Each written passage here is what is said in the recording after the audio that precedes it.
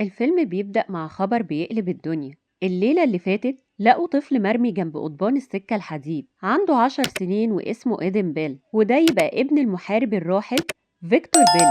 إيدن كان واخد رصاص في ظهره، وفي شخص مجهول هو اللي شاله من مكان الحادثة وأنقذه. المحققين تاهوا في دافع القتل، والشكوك كانت إن العصابة بتدور على مكان الماس اللي فيكتور والده خباه قبل ما يموت.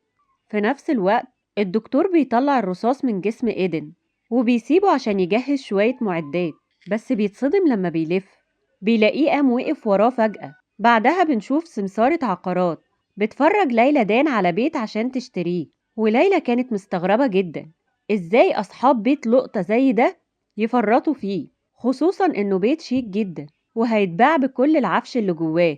السمسارة فهمتها ان أصحاب البيت ماتوا فيه من 15 سنة، وصاحب البيت ده يبقى هو فيكتور بيل، وحكت لها إن في إشاعات بتقول إنهم اتقتلوا بسبب ثروة بيل، لأن فيكتور كان بطل حرب ومعاه 10 مليون دولار من الماس، والناس بتقول إن ثروته الحقيقية ضعف الرقم ده. وفيكتور قبل ما يموت كان بيعاني من حالة رعب وشك في كل اللي حواليه. ليلى بتشتري البيت، وبعدها جارتها بارب بتشوفها فبتروح تسلم عليها وبتعرفها بنفسها، بس ليلى بتحس إنها ست حشرية وفضولية جدا فبتكسفها وبتمشي. ليلى وهي بتستكشف البيت نزلت البدروم واتفاجئت بوجود أوضة كبيرة ما كانتش تعرف عنها حاجة، وبالصدفة بتلمس تمثال معين ففتح لها باب سري لأوضة تانية، وهناك بتلاقي مذكرات فيكتور ومعاها مفتاح، وبتقرأ أخبار بتقول إن فيكتور بطل الحرب اكتشف منجم ماس وأخد وسام شرف،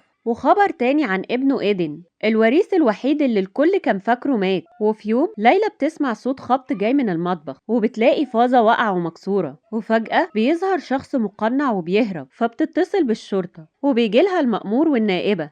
النائبة بتفتش البيت والمأمور بيعرف ليلى إن أصحاب البيت دول كانوا أصحابه زمان. النائبة شايفة إن الأبواب والشبابيك مقفولة كويس جدا، يعني مستحيل حد يكون اقتحم البيت، وبدأت تكذب ليلى، بس ليلى كانت متأكدة إنها شافت حد بيهرب.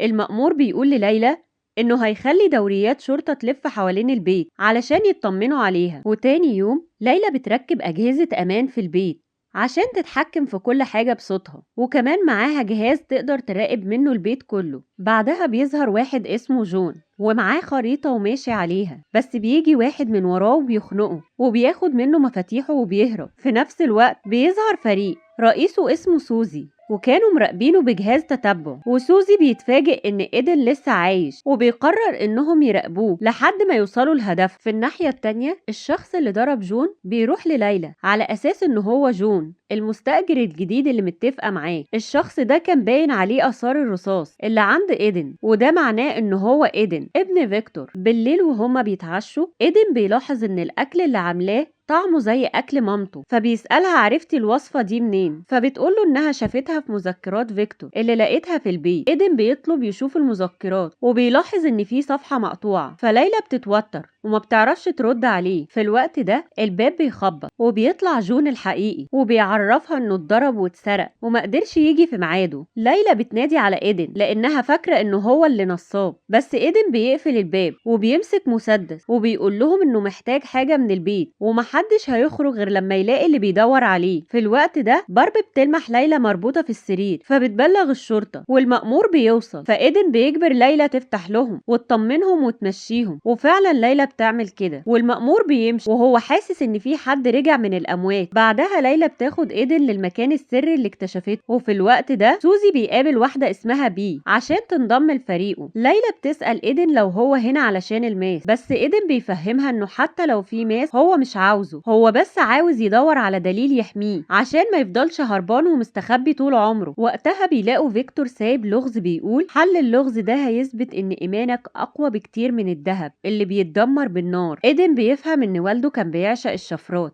وشايف ان الحياة لغز كبير. بعدها بيلاقوا فيديو لعيد ميلاد ايدن، وليلى بتعرف ان هو ايدن بيل، الطفل اللي الكل افتكره مات، وبتسأله ايه اللي حصل، بس هو كمان مش عارف. وبيحكي لها ان القرص الفضي اللي في ايده ده والده هو اللي صنعه، وكمان كان بيصنع لعب على شكل جنود صغيرة، وانها لسه موجودة في البيت. وفجأة الكهرباء بتقطع، وبيسمعوا صوت سوزي بينادي بالميكروفون عشان يسلموا ايدن. ايدن بيقول لليلى ان سوزي لو دخل هيموتهم كلهم. وقتها جون بيكون لسه مربوط، وبيطلب من ايدن يفك. ايدن بيفهم ليلى ان العصابة عاوزة اليوميات عشان فيها خريطة الماس، بس هو عاوز يوصل للي حاول يقتله زمان. فبياخد القرص الفضي وبينزلوا الأوضة السرية، وبي بتبلغ سوزي ان البيت متأمن وصعب يقتحموه. في اللحظة دي سوزي بيكلم جون في السماعة، وبنعرف ان جون خاين وشغال معاهم. سوزي بيهدده انه لو ما فتحش الباب هيقتل عيلته كلها. بعدها جون بيحاول يفتح لهم، بس ايده بتتصاب، وبيدخل بقية الفريق، والانذار بيضرب. بي بتنضرب رصاصة، وليلى بتستخبى، وبي بتضغط على ايدن عشان يتكلم، وبتأمر ريكو يحبسه في المطبخ. ليلى بتختفي من مكانها، وايدن بيضرب ريكو، ولما بيحاول يضرب بي هي بتستغل اصابته وبتضربه، ومش بتكون عاوزة تقتله عشان يوصلهم للماس. ايدن بيقول لها انه ما يعرفش مكانه، فبتجهز سكينة عشان تقتله، بس ليلى بتلحقهم وبتولع في ريكو وبتضرب بيه بالنار. بيحاولوا يهربوا، وايدن بيفهم ان جون هو اللي دخلهم، فبيضربه وبيحبسه وبيشغل عليه البخار عشان يموت. ليلى بتدي لإيدن المفتاح اللي لقيته، وسوزي بيقرر يقتحم البيت بنفسه. ليلى بتاخد إيدن لمكان مستخبي، وبيقعدوا يفكروا في لغز فيكتور، وبيفهموا إنه سايب رسالة اعتذار لإيدن، وإنه عمل كده عشان يحميه. ليلى بتسأل تفتكر أبوك هو اللي حاول يقتلك؟ بس إيدن مش مصدق. بعدها بيلاقوا علبة حديد بيرموها لسوزي عشان يلهوه ويهربوا، وليلى زعلانة على تحويشة عمرها اللي ضاعت في البيت. فإيدن بيوعدها إنه هيعوضها بالماس، وبيخططوا ان ايدن يشتتهم وليلى تحل اللغز. وعشان يخلوا الجيران تبلغ الشرطة ولعوا في ورقة، فالدخان طلع من الشباك، وبارب شافت المنظر وخبطت على الباب. في اللحظة دي بيظهر توني طليق ليلى وابنها دوري، وبيكونوا عند الباب، وسوزي بيحجزهم رهاين للضغط على ليلى. ليلى بتضطر تظهر عشان تنقذ ابنها، وسوزي بيحاول يتفق معاها عشان تدله على الماس مقابل نسبتها. فجأة الباب بيخبط، واول ما بيفتح المأمور جريك بيدخل وبيضرب نار وبيقتل عضو في الفريق. بس الصدمة